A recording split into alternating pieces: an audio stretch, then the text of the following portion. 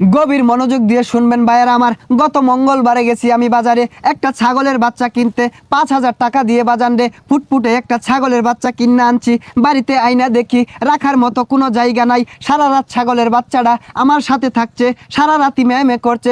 সকালে উইটা আমি ভাবলাম ছাগলের বাচ্চাটারে তো কিছু খাওয়ানি দরকার। তারপরে মাঠে নিয়ে গেলাম, টানা 3 ঘন্টা ঘাস খাইলো বাজান রে। ছাগলটার দিকে চাইয়া দেখি বাজান রে ছাগলের বাচ্চার পেটটা টিমটিমা। কতক্ষণ এটা কোন ওয়াজ হইলো? আইরা খাইরা ওয়াজ করুন আর বালা বালা বক্তা দুর্নাম করুন, এর লেগে তো অনেক মাহফিলে লুক হয় না। হাই মিয়া কি আর লুক হয় না?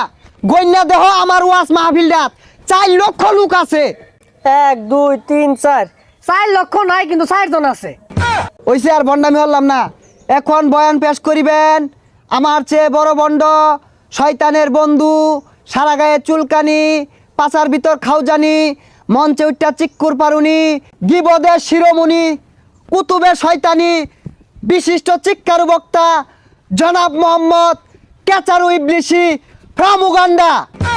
ও শয়তানু, ফাইজলামু, খাওজানু, চিক্কারু,